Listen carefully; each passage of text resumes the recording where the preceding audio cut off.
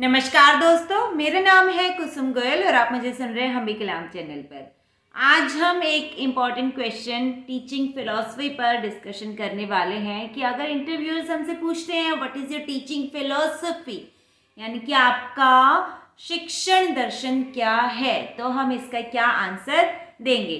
देखिए, आज हम कुछ 6 की एलिमेंट्स के बारे में डिस्कशन करेंगे कि जो हमें अपनी टीचिंग फिलॉसफी का आंसर करना है उन्हें इसमें इंक्लूड करना ही करना चाहिए। और उससे पहले हम थोड़ा टीचिंग फिलॉसफी के बारे में बात करेंगे कि इसमें आप क्या आंसर कर सकते हैं। Let's start.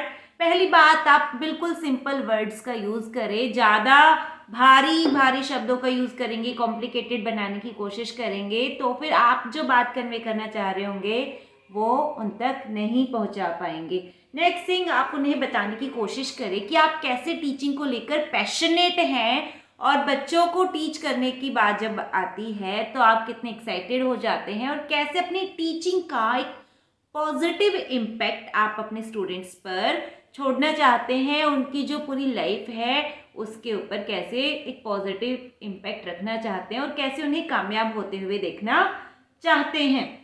अगली बात, आप बताएं कि आप कैसे अपने लेसन्स डिलीवर करना चाहते हैं ताकि आप बच्चों की इंडिविजुअल नीड्स का ध्यान रखते हुए उनको टीच कर सको और अपना जो टीचिंग स्टाइल है उसको इतना फ्लेक्सिबल रखें। ये शब्द ज़रूर यूज़ करें कि आप इतने फ्लेक्सिबल होंगे कि बच्चों की नीड्स के अकॉर्डिंग और जो भी आसपास का लर्निंग इन्वायरमेंट है, जो नई नई डेवलपमेंट्स हो रही हैं, उनके अकॉर्डिंग आप अपने टीचिंग मेथड्स को, मेथडोलॉजी को चेंज करते जाएंगे। उसमें हेजिटेशन नहीं करेंगे, एक तरह का एवर्जन शो नहीं करेंगे कि नहीं मुझे नहीं पसंद ऐसे, मैं तो एक फिक्स वे में ही पढ़ाऊँगा। ये बहुत ही नेगेटिव इम्पैक्ट डालेगा अगर आप ऐसा कुछ बोलते तो। आप सिंपली शो करें कि you are very flexible when it comes to teaching, और आप अपनी टीचिंग को मॉडिफाई और अकोमोडेट करते भी रहते हो, बच्चों की नीड्स के अकॉर्डिंग अडेप्ट करते रहते हो। नेक्स्ट थिंग इज कि आप देखिए, हम ऐसा तो है नहीं कि सब कुछ सीख कर ही बैठे हैं और आगे कुछ सीखने की ज़रूरत नहीं है, बेशक हम टीचर्स हैं। तो आप ये शो करेंगे कि मैं नई नई चीज़ें सीखता भी रहता हूँ, सीखती भी रहती हूँ, नए नए एक्सपीरियंसेस गेन करते रहते हैं ताकि हम बच्चों को और ज़्यादा टीच कर सके, क्योंकि जितना हम एक्सपीरियंस्ड होंगे उतना ही हम बच्चों को सिखा पाएंगे। एक और बात, आप ये शो करें कि आप अपने पर्सनल एग्जाम्पल्स के थ्रू भी बच्चों को टीच करने की कोशिश करते हैं। नेक्स्ट थिंग, अब हम जो हमारे 6 की एलिमेंट्स की जो हमने बात की थी उनके ऊपर चर्चा करते हैं। तो देखिए, पहला पॉइंट ये है कि टीचिंग जो है हमारी वो वेरी करती है पर्सनल, जो हमारे बिलीव्स हैं, वैल्यूज़ हैं, जो हमारे जिन चीज़ों में हम विश्वास रखते हैं, तो फिर इसके अकॉर्डिंग ही इन जो एलिमेंट्स हमने अब डिस्कशन करने हैं उनको आप मॉडिफाई कर लें। ज़रूरी नहीं है कि आप ये सारे के सारे पॉइंट्स ही इंक्लूड करें अपने आंसर में। इसको अपने बिलीव्स सिस्टम, अपनी वैल्यूज़ के अकॉर्डिंग मॉडिफाई कर लें, अपने एक्सपीरियंसेस के अकॉर्डिंग आप एक अच्छा सा आंसर फ्रेम कर लें। फर्स्ट पॉइंट इज़ कि आप स्टूडेंट सेंटर्ड अप्रोच का यूज़ करते हैं। देखिए, ये सबसे बेस्ट होता है कि स्टूडेंट सेंटर्ड अप्रोच होनी चाहिए, क्योंकि हर जगह इसके ऊपर फोकस किया जा रहा है, जोर डाला जा रहा है कि बच्चों को केंद्र में रखो, उनके अकॉर्डिंग सब कुछ प्लान करो, चाहे वो इवैल्यूएशन हो, चाहे वो टीचिंग हो, कोई एक्टिविटी हो।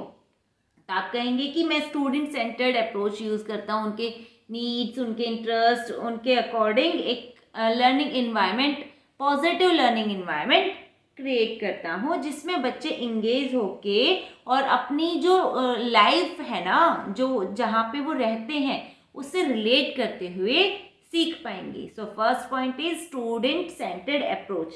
Second point is clear learning objectives. देखिए, जब तक ऑब्जेक्टिव्स क्लियर नहीं होंगे आपको भी और बच्चों को भी, तब तक ऐसा है कि हमें ये रहेगा कि क्या सीखना है, एक तरह है कि कंफ्यूजन रहेगी माइंड में। तो फिर हमेशा याद रखिए कि आप बोलेंगे कि सर मेरे जो ऑब्जेक्टिव्स होंगे वो हमेशा क्लियर एंड मेजरेबल होंगे।